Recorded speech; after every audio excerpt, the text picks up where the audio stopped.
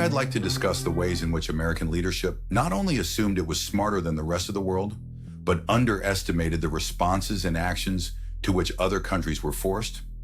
The first issue that must be addressed would have to be America's use, or more aptly put, the misuse of its currency of reserve, the US dollar.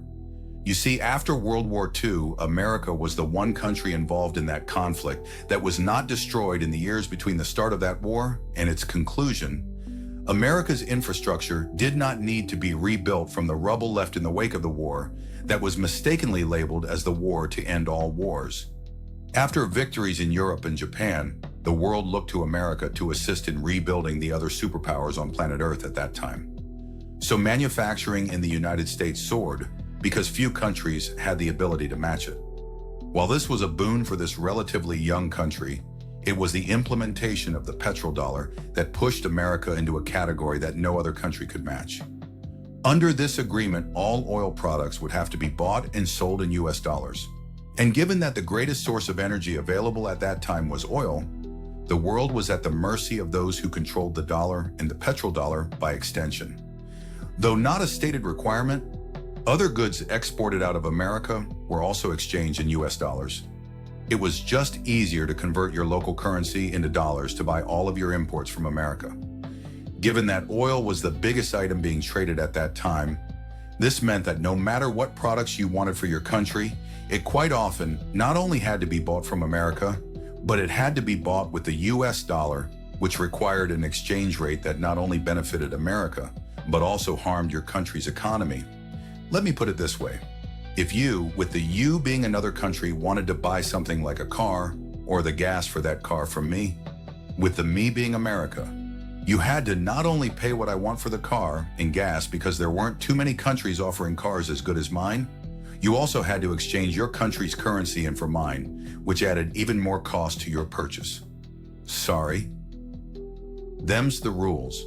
And since everyone, meaning other countries, wanted what America was manufacturing and needed to buy these things in America's currency, the world made America the richest nation to ever exist on planet Earth.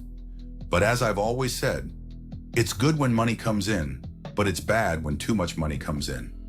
This is primarily because greed rears its ugly head, as those willing to forego decency are willing to take their unfair share, regardless of the costs inflicted upon others.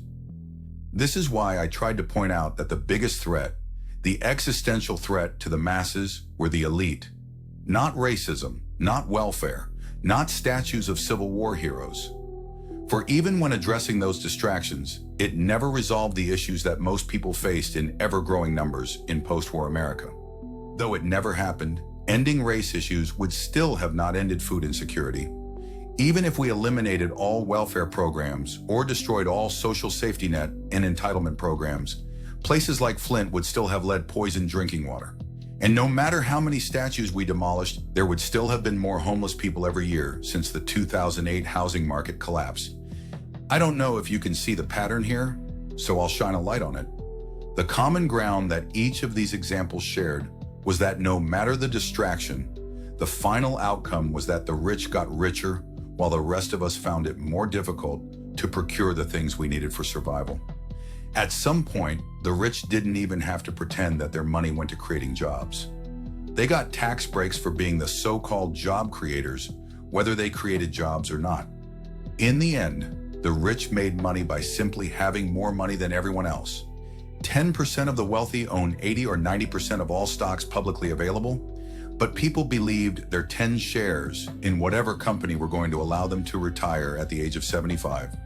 People listened to idiots like Ben Shapiro, who praised the billions of dollars going to foreign wars while demonizing the billions going to Americans in need. I never understood how Shapiro had a following. He sounded like a weasel when he spoke. He spoke so fast he sounded like a con man who was trying to slip some verbal small print past anyone listening. And he looked like an evil character from the movie Wall Street, which was about evil people taking advantage of others. Then again, America has had both Joe and Donald as presidents, back to back. So how have the rich caused so much harm to the rest of us? And how have they gotten away with their malevolence for so long? In both cases, it has been their expertise in spreading propaganda, What started out as merely a way to sell some cure, all medicines that were nothing more than a placebo, to a means to hawk tickets for a traveling Wild West road show or circus or freak show, to advertisements for the latest appliance that would make your life easier, morphed into a means to sell whatever would placate the masses. By the time the 21st century rolled around, car companies were using Bible verses to tell people to covet thy neighbor. Defense contractors were advertising jet engines on the evening news as pharmaceutical companies hawking their pills and vaccines followed suit. For that matter, any industry that didn't want reporters or journalists exposing the dark side of the goods they offered up to consumers, all they need do was control the news through advertising. After all, what news station that is receiving money from a pharmaceutical company is going to expose the harmful side effects of their drugs? Why would a news agency divulge statistics that show more people dying from corporate prescriptions than those who overdose on drugs manufactured on the street? That would be counterintuitive. That is if you wanted your news station to continue to make profits. And the advertising dollars were just the public-facing ways in which corporations controlled the narrative put out on said nightly news. Behind the scenes, the rich simply bought up all of the companies that produced news. When would people like Rachel Maddow ever speak poorly about the things Bill Gates was doing? Gates started Microsoft and Maddow worked for MSNBC, the MS standing for Microsoft. No one in the mainstream media was pointing out how Gates profited to the tune of $500 billion by pushing for vaccine mandates during the COVID-19 pandemic. No one talked about how Gates admitted that the vaccines didn't work as promoted during that time. Just look it up. Gates admitted that the vaccines didn't stop transmission of the virus. He admitted that it was most likely only necessary for the very old and those with other illnesses who needed to get vaccinated, at least until he invested his money into a company that offered immunity from COVID via a nasal spray. No one talked about how Gates wanted to block the sun by seeding the clouds, or that he held more farmland than anyone else in America. Given his seeming desire for control, I would have thought it necessary to know that he was gaining more control of our food supply with every acre of farmland he purchased. And let's not forget that he visited Epstein's Island on several occasions. Speaking of which, far too few news providers really dug into the people who frequented Epstein's Island. For that matter, far too few dug into any story that implicated the wealthy of any crimes in which they were involved. And far too few Americans took note of the fact that few, if any, of the corrupt politicians around the country were getting held accountable for their nefarious activities. It was as if America's political leaders stopped being corrupt, all at once. But let's get back to America's leaders believing themselves to be the smartest guys in the room and how their hubris attributed to and hastened America's downfall. In a word, it all began with sanctions. For those who don't know, sanctions are economic weapons used to force the will of one country onto another country. And in America's case, it sought to force its will not only on countries everywhere, but individuals within those countries. Under American sanctions, you couldn't use American dollars to buy or sell any of the goods you produced.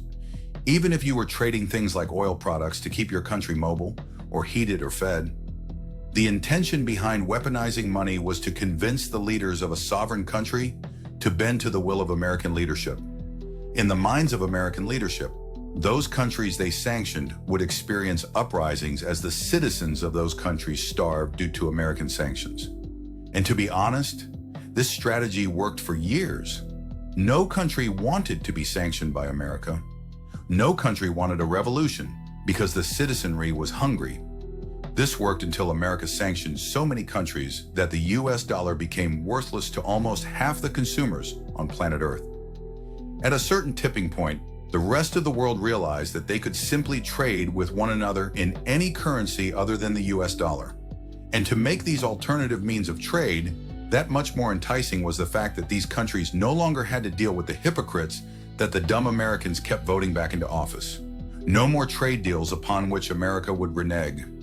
No more American economic hit men visiting your heads of state.